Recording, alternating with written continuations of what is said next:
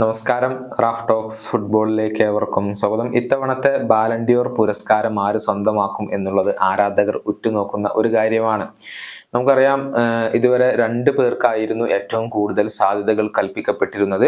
Vinicius junior, Jude Bellingham എന്നിവരായിരുന്നു അവർ. പക്ഷെ ഇപ്പോൾ ആ കൂട്ടത്തിലേക്ക് പുതിയ താരങ്ങൾ വന്നു ചേർന്നിട്ടുണ്ട്. റോഡ്രി, അതുപോലെ തന്നെ ഡാനി കാർവഹൽ, ലൗട്ടറോ മാർട്ടിനസ് എന്നിവർക്കൊക്കെ ബാലൻഡിയോർ നൽകണമെന്നുള്ള ആവശ്യം പലരായിക്കൊണ്ട് ഇപ്പോൾ ഉന്നയിക്കുന്നുണ്ട് എന്നുള്ളതാണ്. ഇത്തവണത്തെ ബാലൻഡിയോർ പുരസ്കാരം ആര് നേടും എന്നുള്ളത് തികച്ചും അപ്രവചനീയമായ ഒരു കാര്യം തന്നെയാണ്. കഴിഞ്ഞ സീസണിൽ റയൽ മാഡ്രിഡിന് വേണ്ടി കളിച്ച താരമാണ് ഹൊസേലു. സ്പെയിൻ യൂറോ കപ്പ് കിരീടം നേടിയപ്പോൾ അതിന്റെ ഭാഗമാവാനും ഹൊസേലുവിന് സാധിച്ചിരുന്നു. ഇത്തവണത്തെ ബാലൻഡിയോർ അർഹിക്കുന്നത് ഡാനി കാർവഹലാണെന്ന് ഹൊസേലു ഇപ്പോൾ വ്യക്തമാക്കിയിട്ടുണ്ട്. വിനീഷ്യസ് ജൂനിയർ, ബെല്ലിംഗ്ഹാം എന്നിവരൊക്കെ ഹൊസേലു ഒഴിവാക്കുകയാണ് ചെയ്തിട്ടുള്ളത്.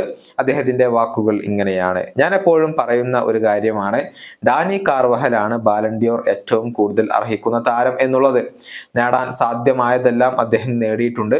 ഗോളുകൾ സ്വന്തമാക്കിയിട്ടുണ്ട്. പല മത്സരങ്ങളിലും നിർണായക പ്രകടനം പുറത്തെടുത്തിട്ടുണ്ട്. ഫൈനലിൽ മാൻ ഓഫ് ദി മാച്ച് പുരസ്കാരം അദ്ദേഹം സ്വന്തമാക്കിയിട്ടുണ്ട്. അദ്ദേഹമാണ് ഏറ്റവും കൂടുതൽ അർഹിക്കുന്നത്. ഇതാണ് സ്പാനിഷ് താരമായ ഹൊസേലു ഇപ്പോൾ പറഞ്ഞിട്ടുള്ളത്. കഴിഞ്ഞ സീസണിൽ റയലിനൊപ്പം യുവേഫ ചാമ്പ്യൻസ് ലീഗ് കിരീടവും ലാലിഗയും കാർവഹൽ സ്വന്തമാക്കിയിട്ടുണ്ട്.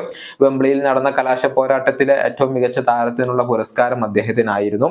കൂടാതെ സ്പെയിനിനൊപ്പം യൂറോ കപ്പ് കരസ്ഥമാക്കി. ക്ലബിനും രാജ്യത്തിനും വേണ്ടി ഒരുപോലെ മികച്ച പ്രകടനം ഡാനി കാർവഹൽ പുറത്തെടുത്തിട്ടുണ്ട്. അതുകൊണ്ടാണ് ഈ ഒരു ബാലൻഡിയോർ പോരാട്ടത്തിൽ അദ്ദേഹം ഇപ്പോൾ മുന്നിലേക്ക് വന്നിട്ടുള്ളത്. പക്ഷെ ഒരു പ്രതിരോധ നിര താരമായതുകൊണ്ട് തന്നെ അദ്ദേഹത്തിന് എത്രത്തോളം ലഭിക്കാൻ സാധ്യതയുണ്ട് എന്നുള്ള കാര്യത്തിൽ സംശയങ്ങൾ നിലനിൽക്കുന്നുമുണ്ട്.